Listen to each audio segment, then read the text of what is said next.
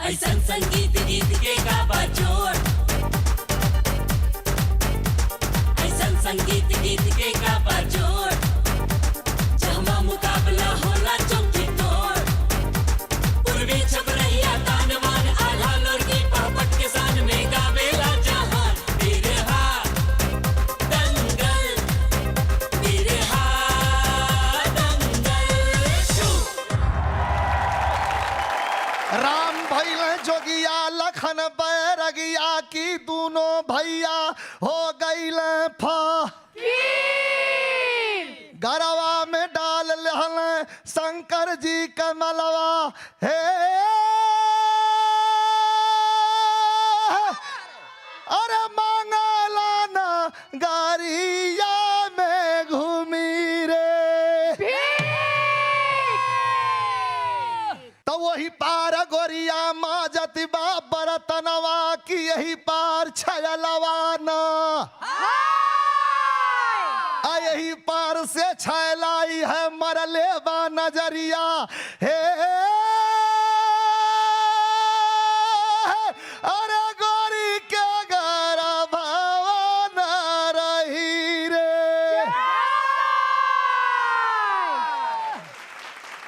बहुत बहुत स्वागत बा एक बार फिर से नए एपिसोड में, नए जोश, नई जवानी और नया कलाकारन के साथ रउआ सब बनल बानी, हमनियों के बनल बानी। तब फिर से एक बार स्वागत बा महुआ चैनल के वो प्रोग्राम में जेके रउआ प्रेम से कहिला के सिपाही के बच्चों के करा में बा कितना जोर, अपन माटी अपन बल। रउआ सब देख रहल बानी बिरहा दंगल 2।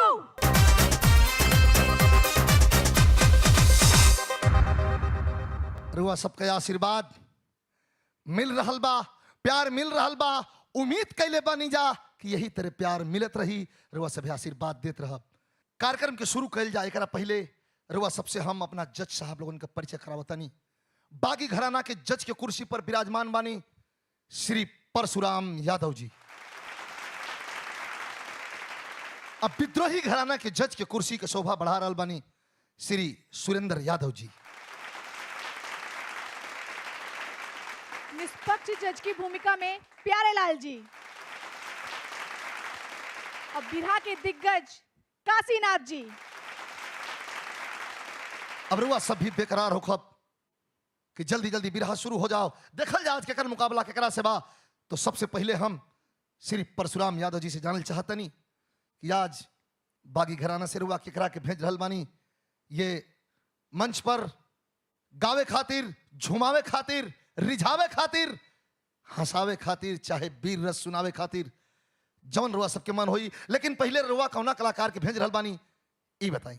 भैया आज हम नाव नहीं धल चाहत, आज हमारी विचार करत बा कि छूट दिले बानी बागी घराना के ओर से, जेकर मन करे उ जाके मंच पर अपन कला का प्रस्तुति करे। नंदलाल जी हाथ उठौले बड़न, स्वागत बा नंदलाल जी।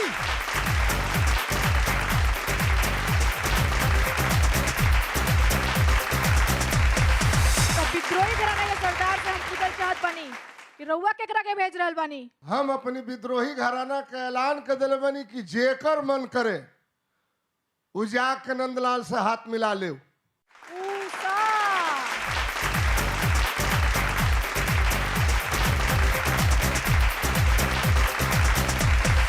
तो आप लोग सोचो कि दोनों कलाकार आ गए, बिरहा शुरू होके के चाहिए। तो हम चाहतानी जज के कुर्सी पर शोभा बढ़ा रहल बानी काशीनाथ यादव जी, रउआ बताई कि केकर बिरहा शुरू करावल जाए। ए भाई विजयलाल जी, जब दोनों घराना का सरदार चैलेंज कर दिहलन अपनी अपनी घराना से कि जेकर मन करी उ जाई, तो दूगो गवैया अखाड़ा पर उतर गईलन आपन अपन कला दिखावे खातिर। तो हमहू अपना तरफ से छूट दे देते हैं कि ये दोनों गवैयन में जेकरी अंदर पानी होखे, जेकरी अंदर गायकी होखे, जेकरी अंदर हिम्मत होखे, उस सवाल के रूप में पहले शुरू करो और दूसरा चुनौती के रूप में स्वीकार करो। अरे बाप रे बाप, अयो दादा, मामला बड़ा टेढ़ा हो गई। बहुत टेढ़ा हो गई। दोनों जना लोग हाथ उठाओ तो दोनों जना का गाना संगे ना हो जा, साहब लोग कैसे फंसाओ तनी सबे। हाथवा तो उठल दोनों जाने का, लेकिन तनिका पहले हाथ उठौला नंदलाल। फाइनल अमल मामला। ए बाबू, फैसला अभी ना भइल। अब हम एक चुनौती देत हई कि ई नंदलाल जी आज हास्य रस सुनाइए। हास रस। हाँ हो। नंदलाल भैया तोहरो ताली बजते हास रस होई, एकदम होई। तो नंदलाल जी हास रस का गीत सुनई हा, रुआ सब भी सुने के तैयार बनी। नंदलाल जी भी तैयार बनन, साज बाज भी तैयार बा, लेकिन लेवे के पड़ी छोटी मुखी ब्रेक।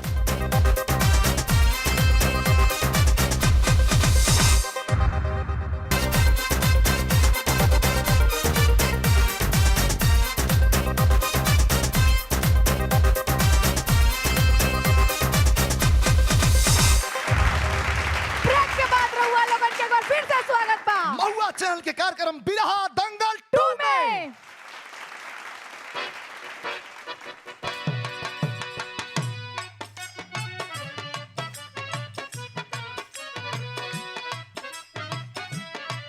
या आहा।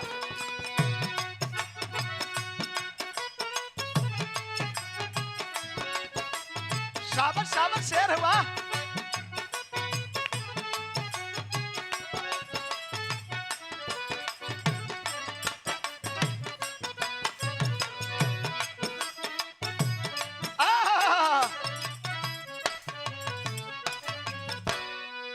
हमारे सामने 4 मूर्त जज के रूप में, लेकिन शक्ति एक।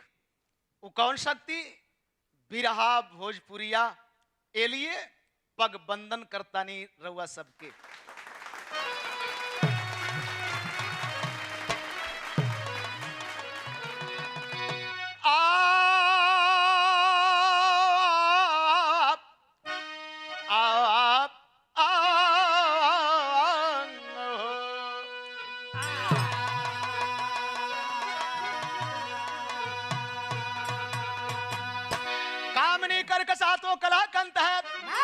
कंचन गुछड़ में जला ही दिया, संत है संत से भी सर्व समाज का, जहाँ पतझड़ तो मधुमास ला ही दिया।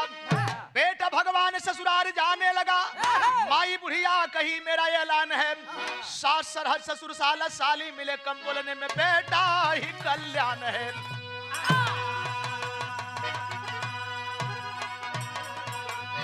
एक लौता बेटा पहली बार ससुराल की तैयारी कलम माई कली की है, बेटा ससुराल में गम खा के और कम बोल के सम्मान बढ़ी।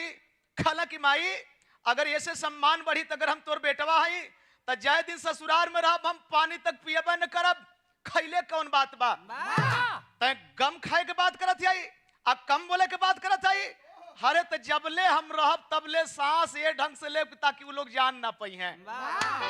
ससुरारी गयल आए है पानी आयल, समाचार उचार कुछ ना न के से पर लगी। सबके समझ में आल कि नया नया आल हो लजात हूँ। वही का दुल्हन कलश के अच्छा तचा ला राती खाना बना के ले गए एक कोठरी में कलश की रहुआ खा ले, लेकिन चरपाई पर जाके एक तरफ लुढ़कल, जब लुढ़कल तो लड़किया के शंका हो गई, सोचे लगल का सोचे लगल।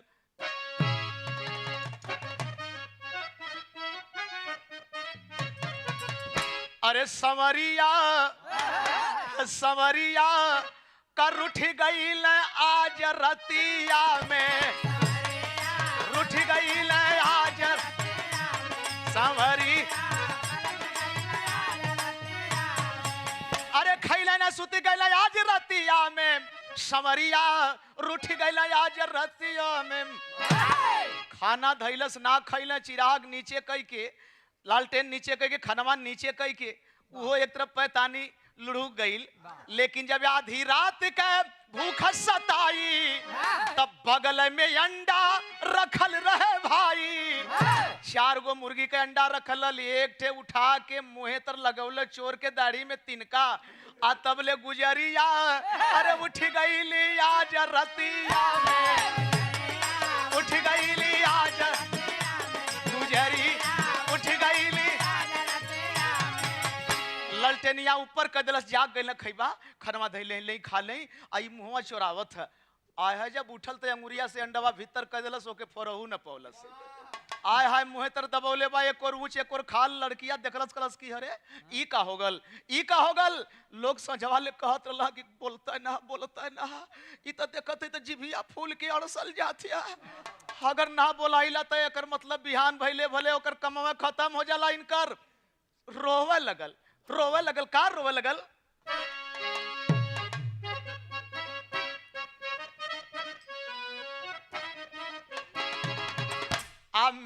मेला में सैया भुलाइल हमार अब का करी लेकिन लड़कियां रोते कि फोड़ा से तंग बाट राजा हमार मैया बप्पा फोड़ा से तंग बाट राजा हमार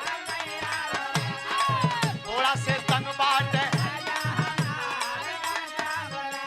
यही से न मुहवा से आवे बकार मैया बप्पा आए है लड़की की आवाज सुन के भौजाई जाग गई अपने सास के जगोले पूरा परिवार आ गल जब पूरा परिवार सुहाव तो बचवा के का हो गल या तो इनकर जिभिया फूलत होई या तो कोनो पिरकी होई वही रतिया के ससुर जी एगो डॉक्टर बोलौले डॉक्टर भी जब देख लेना तो कहला कि ओहो ई बहुत खतरनाक पिरकी है ये ऑपरेशन कैले के बात है अरे चीरे ले डॉक्टर तब नस्तर लगाई और जब डॉक्टर साहब चीरे लगल तो सोचे लगल कि अब गड़बड़ायल लेकिन बोलब ना एक मेहनत और करब अगर लह जाई तो लह जाई जब दहिने ओर का नेरा गल तक घुमाई के बाएं ओर देखबा हई कैले दुलार अब का करी सरवा कलश करे साहब एक और ऑपरेशन दूसर के और रोग खल की भगनवा जहर बाद डॉक्टर बताओ जहर बाद खबरा लोग मत वही नीचे ना गल है सरवा है तरह के घेटवा दबौलस चीरा साहब एहरो के चिराए लगल सोचे लगल कि अब इज्जत चल जाई आज जब एहरो के चिराए लगल आय हाय का करे फिर भी कलश की बोलब ना अंडवा कुछ दिना गिरल लोग खुलिहारत में एकदम खिलिया पक गई है एकदम पियर हो गई है हाँ तबले तब बुढ़िया कलश के रे मुँह फुकौना वो खिल ना 4 गो अंडा धैले रही है एक घोटा तक कहले हो तो सजवा के गुरमुसा लले अंडा वे बदे तो उबाल देले होती डॉक्टर साहब का करबा टाका फाका लगा के अपन चल गई वही रतिया के देखबा मौका पुलिस कैलस का अरे समा को क्यों ये भागा मिल गया तब पागल परवाना तब ससुरारी से भागा आय हाय मौका पुलिस पेशाब कर रही कि बहाने निकल गल जंगलवा में गो लड़की मिल गई लड़किया कलश के हमारे 7 भाई हुए अपन शादी कैले हमारी पर ध्यान नहीं बा खलस की हमारो दुनिया तब बिगड़ी गई खलस की तब हमारे साथे चला कलश की बचे के उपाय बना ला 7 भाई बदमाश हुए मौका पहिए तो जान ले ली है लेकिन कलश के छत देखल जाई कैलस का अरे ठगवा के ठगै जे महान ठग होला ए हरा गोरिया के भगवान सिखाए जमही दुआरी अब पहुंचे सातो ठगवा अरे कोठिली पर मारा लगल मुंगरी घुमा आह माई बाप कह चिल्लाले तब गुजरिया अरे कुछ देर बाद गईली भैया न चुपा सातों के सातों पहुंच गई और जब पहुंच गई भैया घर में अपने औरतिया के मारत है झूठ ही मारे कोठिलिया पर चिल्ला रे बाप जान गयल एक बाद सोपा गई केवड़िया खोल सातों के सातों अंदर घुस के उठा के पटक के लगने मारे बहनिया के मुआ देले खलस की भैया ये हमारा रोज का काम है मुआइला झियाइला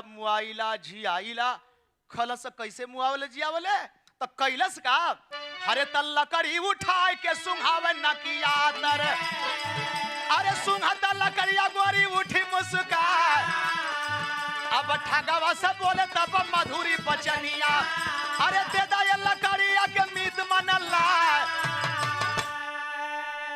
ए भैया के मारा करिया मत बड़ा काम का चीज है जब हित हो ही गईला ते काम करा कि लकड़िया दे दा हमनो को मेहरारू हमन का बात मनती ना मारल जाई मुआवल जाई सुंघावल जाई जियावल जाई वापस कह देहल जाई कहना कि जब रिश्तेदार हुआ तो ले जा लोग जब सातों के सातों लेके घरे गईला तो अपने अपने औरतियन के पकड़ के मारत हुए ससुआ टोई टोई के मारे ये उषा जबले मर ना जे तबले एकर कीमत आई ना। आज जब मर गई तो कैले सबका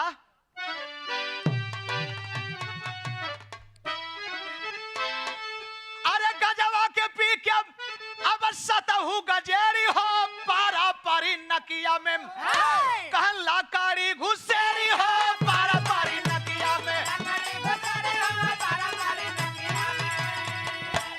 आज जब एको नाम उठली तो समझ में आ गल के कर मतलब की त लकड़ी में कोनो दम ना बा। चला साथे वहु कला से आई तला फेकल जाई। आ जब वहां गइला सो त जाए के कोठली में बैठ गल बहनिया आ रजऊ कह के रोवत हिया। का हो गल ले कल कि भैया उ 4 दिन हो गल ओही कोठलिया में मर गइले। लसिया महकत है बड़का कलश की अपन ही से दुनिया हारे ले। तने से जा देखा था छोटे का कोठलिया में अझा कह जब जाई जो नीचवा मुहवा होला ओहि में ढील के सूंघत ह। आ छोटे का कोठलिया में झांके जब जाई आ कटलस भगवान ना का हसुआ लगाई। अरे नकिया धाई के भागन 6 माह के समझे ढेरी हो पारा परी नकिया में कन लकड़ी घुसेरी हो पारा परी।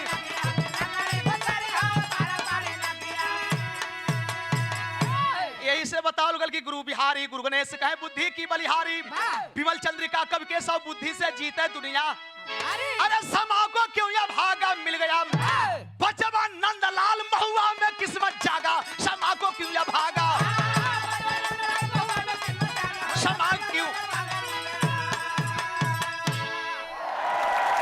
अरे वाह वाह वाह वाह।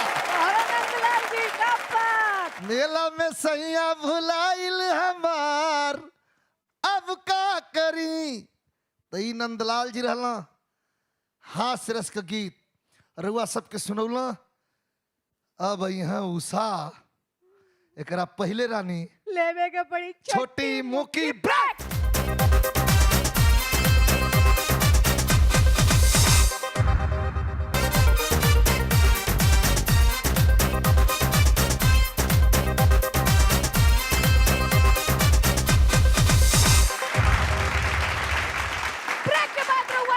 फिर से स्वागत बा महुआ चैनल के कार्यक्रम बिरहा दंगल 2 में।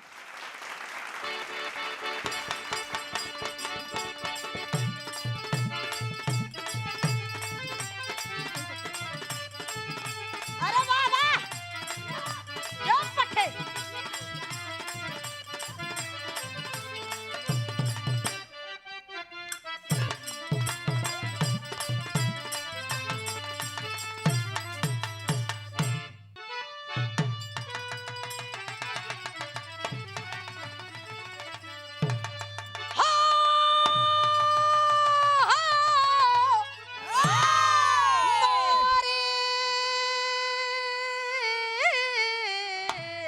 अरे मोरे रामा हो राम।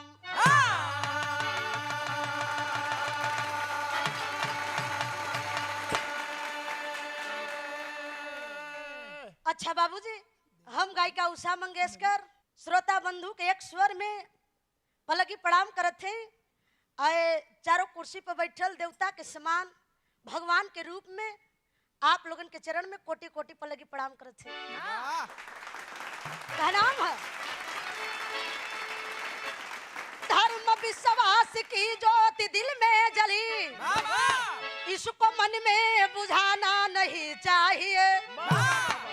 बढ़ गया जो कदम सत्य के राह पे उसको दौलत खजाना नहीं चाहिए। एक समय विष्णु शंकर हंसी में फंसे तो छिपेगा मैं खोजूंगा लेके तमन्ना। डमरूधारी छिपे विष्णु खोजने लगे बेचू इतिहास का सज गया पन्ना पन्ना।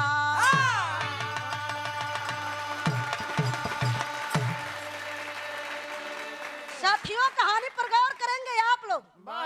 विराह हमार शुरुआत हो गई। एक लाइन विराह हम कव्वाली लग गई बहादुर। अरे वाह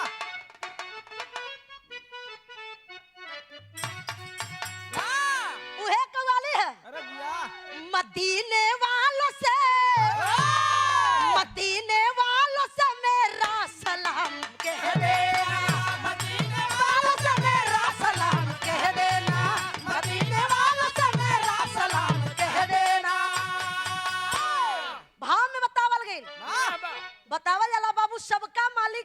अरे वाह कहनाम है कैसे? तो उनकी छाव में, तो उनकी छाव में खिलता पूरा जहान सुनो, उनकी छाव में खिलता पूरा जहान सुनो, उनकी छाव में खिलता पूरा जहान सुनो, तो उनकी छाव में खिलता पूरा जहान सुनो, खिलता पूरा जहान सुनो, तो उनकी माया से, तो उनकी माया से मानो हुआ महान सुनो। ए बाबू बात के समझ नहीं जा, कहानी बतावा लगी। एक दिन बाबा भोलेनाथ और विष्णु जी दुनहु जने स्वर्ग लोक में बैठल हुआ अपने में विचार कैलन। विष्णु जी कहलन को हो भोलेनाथ यही खिलवाड़ खेलल जी के मृत लोकों में चलल जी। कहा तो चलवा कैसे? कहा चला रूप बदल के चला खेलल चली आई जा। ओइ समय बाबूजी भगवान विष्णु जी अपन आंख मुलेलन, बाबा भोलेनाथ लोग काहे बदे आई गेलन मृत लोक में। जगह खोजे लगलन, खोजत खोजत पहुंच गेलन बीच जंगल में। और जब जंगल में पहुंचलन तो उनके देखलन ओ जंगलवा में एगो पाल जी खूब ढेर सा भेड़ी भेड़ा लेके चरावत हुआ। और जब चरावत लन भोलेनाथ देखलन कहलन जगह तो बड़ा सुघर मिल गई, अब यही में चल के लोग खाए जाई। भेष भूसा बदल देलन, अब बदल के खूब मुसर चंड भेड़ा बनलन। विशाल भेड़ा बन के जाए को भेड़ियन के झुंडवा में घुसुरे लगलन। आज जब घुसुरे लगलन तो कुल भेड़ियन लगलिन कुल तन्नाए तन्नाए भागे। आज जब भागे लगलिन तो कुल के वही में एक जाई लगलन हीड़े। आज जब हीड़े लगलन तो कौनो केहर भागत है, कौनो केहर भागत है। देखलन पाल जी कहलन तो बड़ा भेड़ा हमार उत्पाद कैलस। सोचत हुन विष्णु भगवान खोजत खोजत परेशान हुन, पता ना चलल। जब स्वर्ग लोक में पता ना चलल तो वनहु मृत लोक में आई गेलन। भेष बदल के पंडा के रूप धारण करके हाथे में खूब मोट के डंडा ले लेलन। आ ले के रोरी चंदन दे के आई गेलन मृत लोक में। अब खोजत खोजत वनहु ही जंगलवा में पहुंच गेलन। आज जब जंगलवा में पहुंचलन पाल जी देखलन कहलन अरे महाराज अब तो बड़ा विद्वान देखा छुआ, बहुत बुद्धिमान हुआ। तनी सा हमार ई भेड़वा के देख लेता, जितना है कुल भेड़ी भेड़ा लौकत हो सना, ई भेड़ी भेड़ा में कट हमार सुघर भेड़ा है। आज पता कहे कि क्या से चलत खतना खाली छीकता। कुल भेड़ी हमार परेशान है, इससे कुछ कह देता तनी सा हमरे भेड़वा के खाली छीकत ही सच्ची। ओ समय बाबूजी पाल जी से कलन ठीक बात तोरे भेड़ा के देख के ले ला चल दलन। भेड़ा के नजर झरत बिराम तर्ज लगे।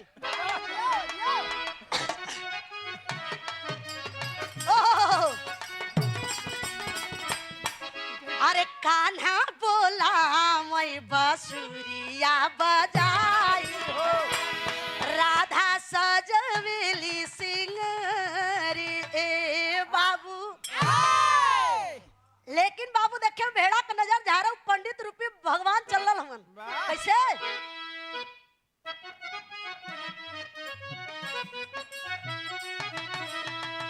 अरे हथवा ले राखी विष्णु कैलन धिया नवा हो,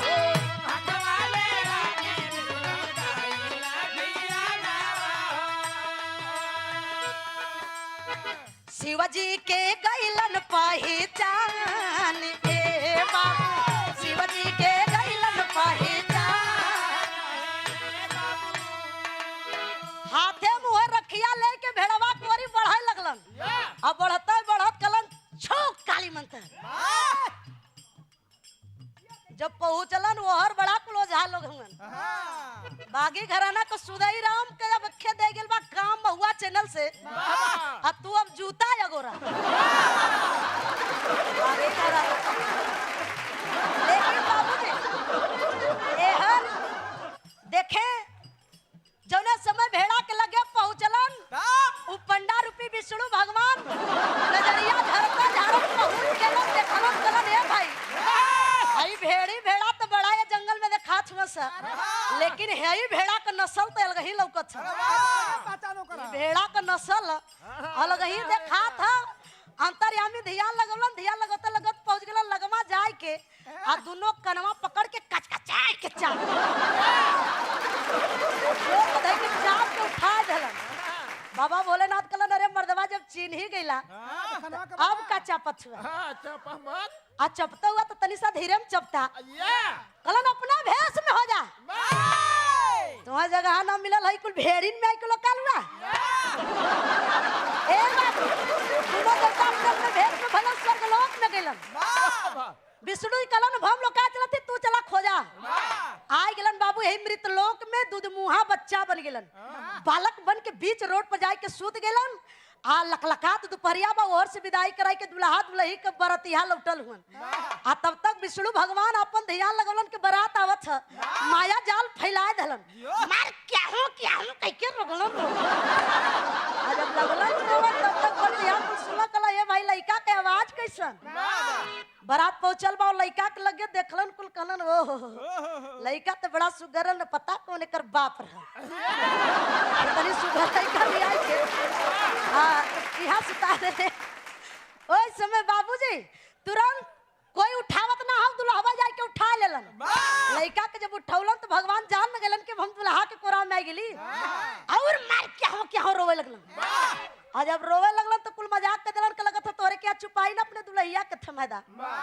आ जब दुल्ही के यहाँ दुल्हा ले जाके देलन तो भगवान जान गेलन कि दुल्हा के कोरा से दुल्ही के कोरा में गेली और किलकिलाई लगलन रोवे आ जब रोवे लगलन तो दुल्हा धीरे से मजाक के दिलन लगत से छुपाई तनी सा धरा दे तनी सा धरा दे शायद लइका छुपा जाओ ए बाबू नई नवेली दुल्हन शर्माते शर्माते पति के बात मान के अपन छाती धरा देली आ जब छाती धरवली तो देखे भइल का तेरी के भाव लगे अरे गागर में जैसे सागर भर गयल अरे गागर में जैसे सागर भर गयल छाती धरत प्रभु के भइले प्रेम उदाग दुल्हिया जब छतिया धरवली तो भगवान लगलन पिए आ जब पिए लगलन तो में से मार हर हर हर दूध निकले लगल आ जब दूध निकले लगल तो भगवान मार चुभुर चुभुर पिए शुरू कर देलन आ जब पिए लगलन आ तब तक दुल्ही पियात पहुंच गई ससुरे अपने दुल्हा के माई बहिन फुआ कुल पहुंच गेली डोली के लगे आ जब दुल्ही उतारा तो दुल्हिया के देखा तो लइका पियावत है ओए समय बाबूजी माई देखता हल्ला कर दिले रे बाप ई लइका लेके आइल के दुल्ही आइल है बरतिया लोग हाथ जोड़ के कथुन माई लड़कवा के रास्ते में पौली हजा माई कहलिन कि अगर रास्ते में पौलो तो दुल्ही के छाती से दूध कैसन वहां सब अवाक हो गेलन बाबू कोई उतारत ना हो दुल्हा दुल्ही के डांट के लोग घरे से निकाल देलन आ जब घरवा से निकलन घरे से कुछ ही दूर पर गइलन आ तब तक देखे मालिक के मर्जी इतनी बारिश भइल के चारों लंगे जले जल देखाए लगल कहीं रास्ता पड़ा ना लौकत ह आकाश बाड़ी भइल के जो रास्ता धैले हुआ धैले चल जा दोनों प्राणी में रास्ता धैले पताल लोक में पहुंच गेलन आ जब पताल लोक में पहुंचलन तो भगवान जान गेलन कि हमरे खातिर बड़ा परेशान भेला ई लोगन के जगह जमीन दे के बसा दे घर दुआर दे के बसा दे देखे करत का और मास्टर बिरहान तज बदल ओए गीत लग गइल अरे एक दिन गइली साकर बनारस अरे खैली मगही पान आ देख के लोगवा बोली बोले मारे हंस के सान सुन सहेलिया रे के सुन सहेलिया रे अरे 100 में 90 बेईमान सुन सहेलिया रे 100 में 90 बेईमान भगवान रचत हुन अपने माया से के रचले माया की नगरी माया की सकल जहान माया के नगरी में रहले सुंदर एक मकान चक्रधरिया हो के चक्रधरिया हो अरे गोदिया में खेलना भगवान चक्रधरिया हो गोदिया में खेलना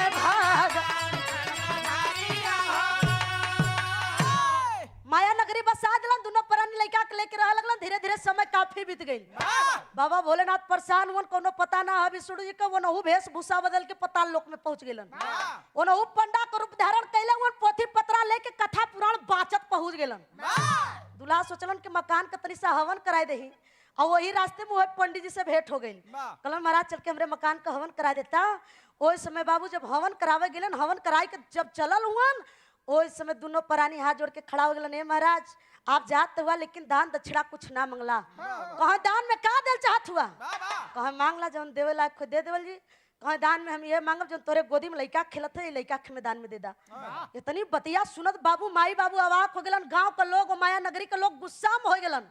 आ गुस्सा में हो के करन को हो पंडित जी तो है दान दक्षिणा में और कुछ ना लगल है पंडित। पंचदेव भाई तो ना है कि तू बागी घराना कहुआ तो ना कहते तो पंडित हुआ तो नेवन ना लागे। ए बाबू और तब तक कहां देल जात ये लइका के मैदान में दे दा। माया नगरी के लोग गुस्सा में होय के पंडित जी के लगवा पहुंच के कुल लगला तर तर तर तर मार मरते मारा तो उनके उताना गिरा धलन। बाबा बोले ना तू ताना गिरल मत चिल्ला छुअन बचावा ये विसड़ू। अरे बचावा मर्दवा नहीं तो मार धोती कुर्ता कुल बिगड़ जाई। ओ समय बाबू विष्णु कहलन नहीं तो देखती बड़ा इनकर दुर्दशा हुई। चल के बचाई माई के गोदिया में खेलत जाई के भगवान के देहवा पर लौट के कलन बस करा। बड़ा मरला पंडित जी के अब मत मारा ना तेनकर पोथी पतरा कुल यही बिगड़ जाई। ओ समय बाबू देखे वही भगवान भोलेनाथ विष्णु जी खोदी आवत हुआ। ए विष्णु जी भोले मार खैली तक लेकिन तुम्हें तो खोजी ले ली। कहा तब तो कहा चलो अपने भेष में हो जा।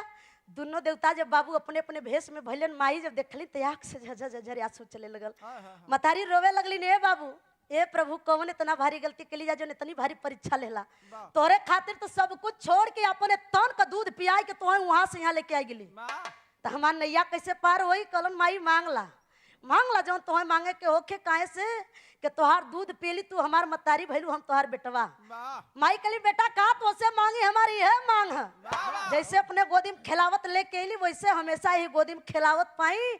जब जब हमारे आँख खुलत अपने बेटवा का दर्शन पाई।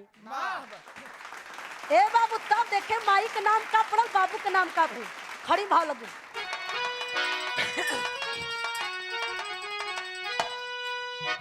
विष्णु शंकर के इस परस से तब आदर बढ़ गया। माई बाबूजी का नाम क्षीर सागर पड़ी गल।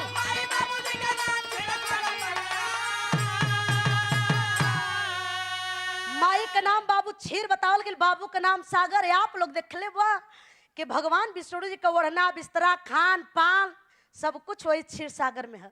जब जब माई के आँख खुलला बाबू का तो अपने बेटवा का दर्शन करत पावलन। क्षीर सागर बीचे करे विष्णु सयनवा अनित प्रतिमाई बाबू करे दर्शनवा। तो जैसे आसमान में नीला नीला बादल चढ़ गया।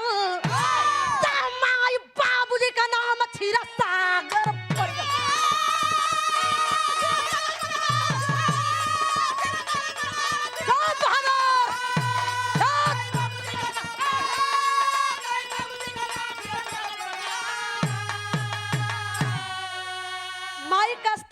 क्षीर में बताल गई बाबू के सागर आखिरी लाइन में कहना है। गुरुदीन मोहम्मद राम सेवक सिंह शिव बदन की बानी कथन करे कवि हरिद्वार संग बेचू अंबिका ज्ञानी। अरे कागर में जैसे सागर भर गयल तऊसा बाबूलाल के रक्षक नटवर नागर कागर में जैसे सागर भर गयल।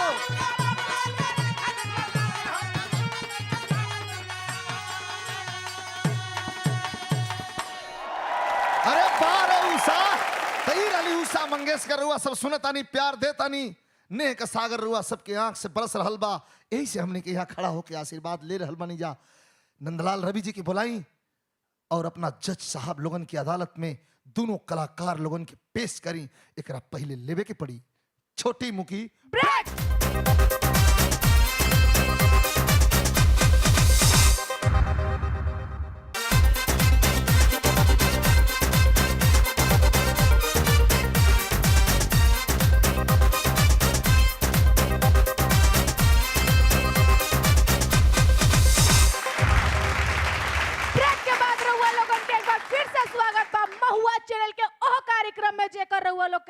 के बा सिपाही के बा चोर केकरा में बा कितना जोर आपन माटी आपन बल रहुआ सब देख रहल बानी बिरहा दंगल 2। तब दोनों कलाकार लोग मंच पर हाजिर बा। नंदलाल रवि जी उषा मंगेशकर जज साहब लोगन के पास ले चलतानी जेकर रुआ सबके बड़ा बेसब्री से इंतजार बा। तो सबसे पहले हम विद्रोही घराना के जज के कुर्सी पर विराजमान सुरेंद्र जी से जानना चाहता नहीं कि दोनों कलाकार लोग के गीत कैसन लगल है। अरे वाह वाह वाह वाह, क्या बात है। वाह रे उषा और वाह रे नंदलाल जी, दोनों गवैया बहुत बढ़िया भी रहा गौलन, ताव से गौलन, जोश खरोश में गौलन, अदायगी से गौलन। हम एगो चीज पूछल चाहतनी अपना बड़का भाई बागी घराना के जज साहब से, केकर सुर लय ताल अदायगी हास रस केकर कैसन रहल है। आज हम फैसला अपनी बड़ भाई के ऊपर छोड़तानी, ऐसे कि नीति या सिद्धांत से हमार बड़ भाई को वो समझौता ना कैलन, बहुत स्वाभिमानी आदमी हुवन, आप हमसे बड़ हुआ, ई फैसला हम तोहरा ऊपर छोड़ देता नहीं। तब बागी घराना के सरदार से हम पूछल चाहत बानी, परशुराम यादव जी रउआ बताई। वाह वाह वाह, अब हमके बुझाता कि विद्रोही घराना के जज साहब में धीरे धीरे सुधार आवता। बहुत बढ़िया बहुत बढ़िया। दोनों कलाकार अपना अपना तौर तरीका से बढ़िया हास्य रस प्रस्तुत कैलन। नंदलाल से कम हास्य रस में उषा मंगेशकर भी ना रहली। एक चीज हम जरूर अपना बागी घराना के लोगन से कहब कि भैया अब सावधान हो जा ए नाते कि विद्रोही घराना के लगे भूसा का कमी हो गई बा या जूता का कमी हो गई बा, अभी चोरी पर लपटल लोग बा। ई बागी घराना का जूता चोरावल लोग चाहता या भूसा चोरावल लोग चाहता। ऐसे सजग हो जा कि भूसा घर से भूसा चोरी न जाए, अपन जूता चोरी न जाए। बागी घराना के जज साहब, हम नीति या सिद्धांत से समझौता ना करीला, हम तोहरा ऊपर छोड़ दियली तो के कुछ न कुछ दोनों कलाकारन के में का अंतर बा के तनी जरूर तो बतावे के चाहिए। एक शब्द में बोल दहली,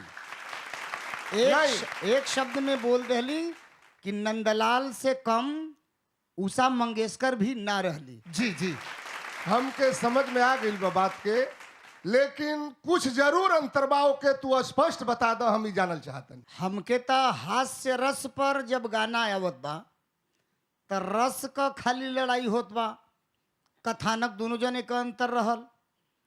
जब दंगल के हिसाब से पूछल जाला तो रस का दंगल होता, ना कि बिरहा पर बिरहा का सटान का दंगल। केकरा बिरहा में रस के अधिकता लौकल है तनी बता दो। भाई कथानक के अनुसार नंदलाल रवि का कथानक आ उषा मंगेशकर का कथानक, दोनों जने के कथानक में अंतर रहा। कहानी के अनुसार हास्य रस का भाव स्थल उषा मंगेशकर का कथानक में ज्यादा रहल, आ कथानक के अनुसार नंदलाल रवि का भी जितना रहल, जितनी कहानी रहल, ओकरा अनुसार वहू के कम न मानल जाई। जी, कहत रहली कि मान जा, आखिरकार मान गई ना तू सुधर गई तबे तो धीरे धीरे मानत है, ना सुधरबा ना मानब। तू फैसला कर दिल बड़ा जवना थीम पर बिरहा रहल हास रस के, हमरी गवैया के कह दिल बड़ा कि जवन थीम रहल ओइ पर उ गायिका आगे बे। ओकर न्याय का कुर्सी पर जब बैठल बानी हम, त न्याय का कुर्सी पर तुहू बैठल बड़ा, तुहू के यही तरह के बात करे के पड़ी। तो यही तरह तो हम तोरा ऊपर छोड़ दिली हाँ कि भाई नीति सिद्धांत से तू समझौता ना कर ले, देखी कि अब माने ल कि ना माने ल।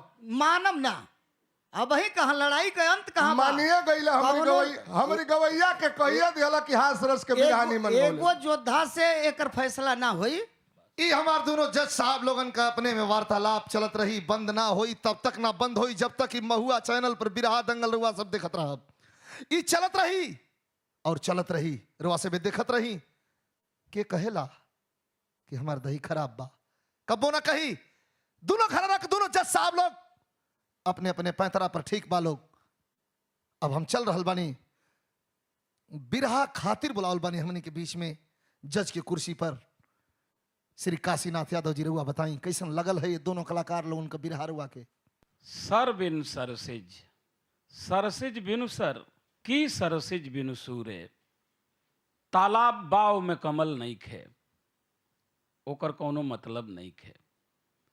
कमल बा तालाब में खिलल नहीं खे, जमीन पर खिलल बा, खिलू ना सकत बा, ओकर कोनो मतलब नहीं खे।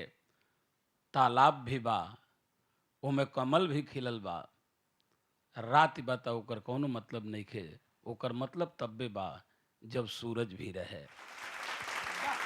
आप विजयलाल जी, तन बिनु जौवन आ जौवन बिनु तन, की जौवन प्रिय दूर है। शरीर बा ओमे जवानी नहीं खे, अरे वाह, जौवन बिन तन, जवानी बा या शरीरे नहीं खे, टीबी धैले बे, ओकर कोनो मतलब नहीं खे। आ शरीर भी बा आ जवानी भी बा, की जौवन प्रिय दूरे। अगर मर्द का मेहरारू आ मेहरारू का मर्द जौले नहीं खे, त न वो शरीर का मतलब बा, न वो जवानी का मतलब बा। का बात का बात। आ ये विरहा में शरीर भी बा, स्वरूप भी बा, जवानी भी बा, जोश भी बा, जेवन दुनिया की कौनो गीत में नहीं खे, जेवन विरहा में बा। ओमे साहित्य का कुल्ही रस बा। हमार गवैया हास्य रस सुनौलन, लगल की पूरा मजमा के साथ में पूरा इस सीरियल बिरहा दंगल 2 देखे वाला हमारी सम्मानित जनता भी झूम उठल, हंसे लगल। हम दोनों गवैयन के बधाई देतनी, अब बहुत बहुत धन्यवाद देतनी। तो ई रहनी काशीनाथ यादव जी से मशहूर लोकगीत कलाकार, जौन अपना बात का ऐसन ऐसन मीठी मीठी मिश्री घोल के रवा सबके बीच में बोल रहल बानी कि एक एक बात पर रोम रोम सिहर उठा था। अब निष्पक्ष जज के रूप में प्यारे लाल जी, रउआ बताई राउर का विचार बा? दोनों गवैयन के कथानक से इस साबित हो गल कि बिरहा शब्द, संगीत, लेख, सुर का लड़ाई है, तीर तलवार का जंग ना है। बिरहा भोजपुरी बिहुती का सेनूर है, ललका रंग ना है। दोनों कलाकार अपने अपने कला से आंख के रास्ता पे अइला, गायकी के बल पर आंख के रास्ता से होके दिल में प्रवेश कर गइला। धन्यवाद। तो ये हमारे चारों जज साहब लोग अपन अपन आशीर्वाद दिलन, अपन अपन फैसला सुनौलन। अब हम चल रहल बानी जनता जनार्दन के अदालत में सामने स्क्रीन पर।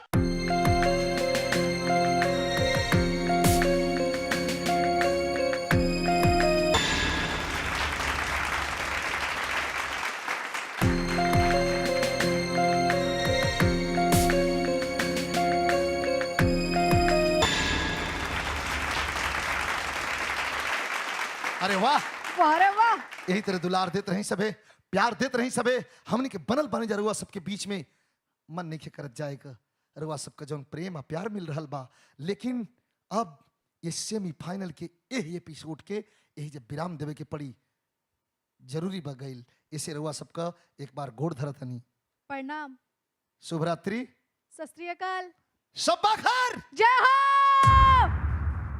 ऐसन संगीत गीत के का बजोर